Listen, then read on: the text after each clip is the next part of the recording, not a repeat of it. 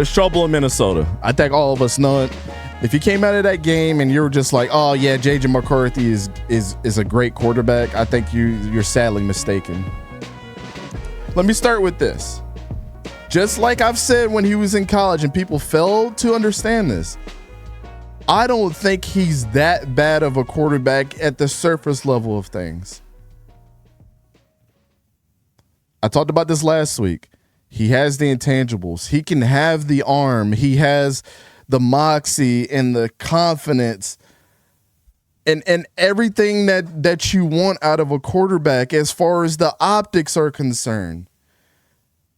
But you got to think about it from this kid's perspective. He handed the ball off a lot. When people wanted to ignore the fact that he threw 3 picks against Bowling Green, they just ignored it. It's okay. We won a national championship. Oh, he won in high school. Oh, we talked about the Cade McNamara thing last week. He didn't really win that competition, but they gave him the starting role there. And you have Jim Harbaugh, of course, that has not handled a lot of his players' situation, just as Zach Charbonnet, that correctly when it comes to injuries and things like that. But he just came in to injuring his knee. Now he's back injured. One of his receivers that he built a lot of chemistry with, is out on suspension.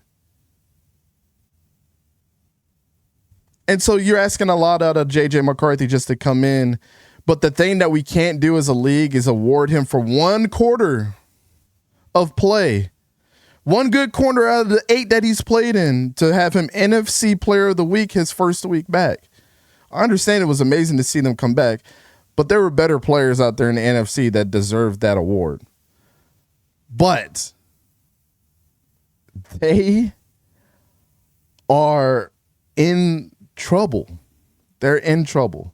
And they're handling this thing with JJ incorrectly. I understand he was terrible, but I see division. If you go back and watch the 22, and I'm unlike other people, I'll call out when I'm wrong. But if some of those passes were adjusted to hit in the chest or to come out a little sooner, those things can be coached. But he has to take the coaching too. Like, we have to understand that. JJ has to take the coaching too. He can't always get what he wants, but he has to take the coaching too. He has to be a student. If some of those passes were in the right spot and they were almost there, we would be saying that JJ might and is looking brighter. And I could see that he was trying to get there. But more experience in college would have done him better at this point in time. Not getting injured would have done him better at this point in time. He's just not ready. He's just not ready. And I don't know if he's ever going to get ready, and we'll get into that, so hold with me here. Keeping Daniel Jones or Sam Darnold should have happened. I don't know why it didn't. Because now you're doing exactly what the Jaguars have done. You're not bringing anybody in to be a direct competitor with JJ to help him get better. And the more competitive your positional rooms are, guys, I've been telling you this for years, and you guys are starting to see it, and I appreciate it.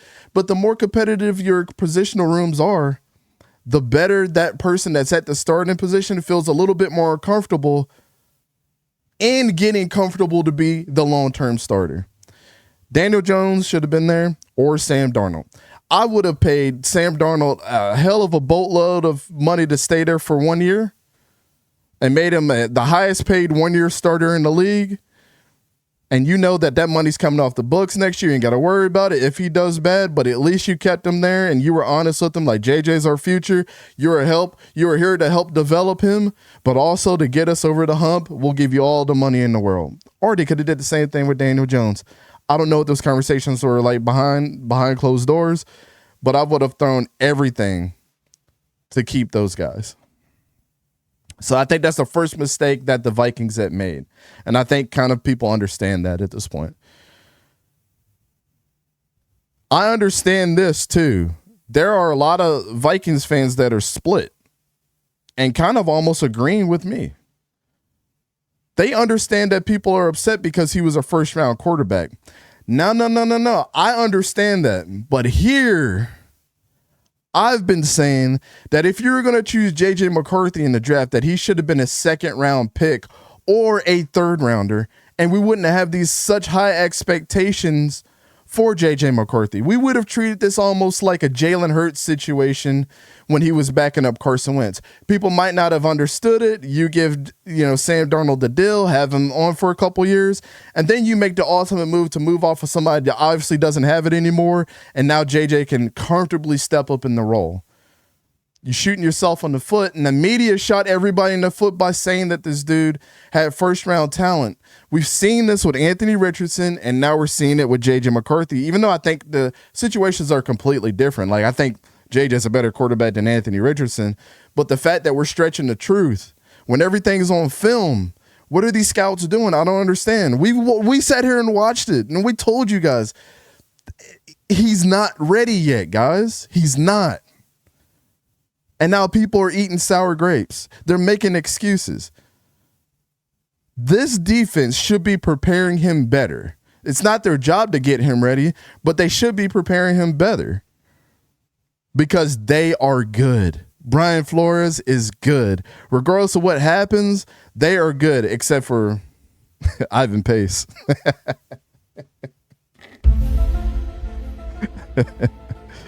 Oh, man. KOC is supposed to be this quarterback whisperer, right? Is he a quarterback whisperer, or is he getting lucky with what he's dealt with? I'm not sure. But one thing is for certain, I don't think he should be calling the plays because I don't think this helps out JJ's development. Let Wes Phillips jump in there and control this offense, man. Let him call some plays so you don't have to have the sword fall on you solely. KOC is making this a harder job for him to keep by not having a scapegoat to this offense. He should have learned a long time ago that what he does, the way he manages the game on offense, just does not work at this point in time. And we are seeing this trend with a lot of head coaches. It just doesn't work.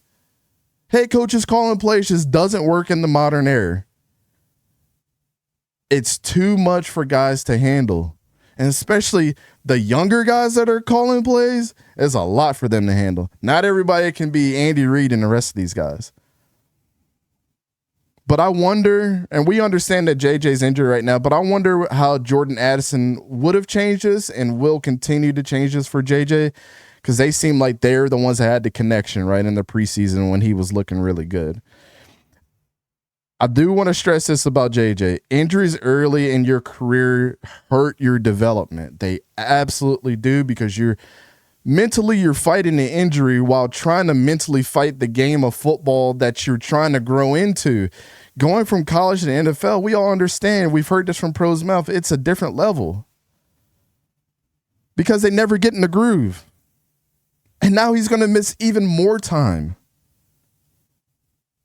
It's kind of like dating a girl and saying, yeah, we can go on a week every 4 weeks inside of your relationship. It's probably not going to work. You need that chemistry. You need that in-person chemistry, or it's not going to work.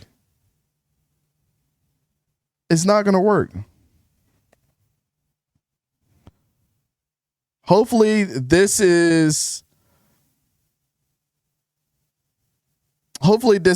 doesn't end up being a situation where we see a guy with talent that never had consistency, right? And that is key for a ton of young players. Young talent that can't stay healthy falters more often than not. Look at the history of a lot of players. You guys can do your research and see this. Because they're too afraid to pull the trigger in lieu of being cautious, having a cautious mentality and not trying to get hurt. Like, you can't tell me for 1 second that JJ's not dropping back thinking about that knee, man. If this dude comes around this edge and hits me in the knee, I got to run for it. But what if I run and slide the wrong way? Then I might tweak it. I might do this. It makes you more cautious. The more injuries that you have and the more, you're being so young in your career, you're not mentally strong to be able to handle that either. To me, if the Vikings care about JJ's development, they need to find him a true mentor. Whether trading for that guy or whatever the case may be, or bringing somebody in there to be competition with them in the next draft here coming up. Make him scared. Make him have to be the leader and step up for this team. And also either draft a running back or trade for Blake Corum, somebody that he actually has chemistry with and has had a winning chemistry with before. Blake Corum's not starting out there for the Rams right now. Go get Blake Corum. Do everything you got to at least mentally help him out. We always like to say the game is 60% mental and 40% physical. Well, get your guy mentally prepared to be the guy in Minnesota. I mean, just look at these ratings through their first 2 weeks. He's either ranked 31st in a lot of categories or 33rd. How does that happen? You don't take care. Got to take care of your players, Minnesota, because it's not looking good. It's not looking good. And I hope you guys get it together.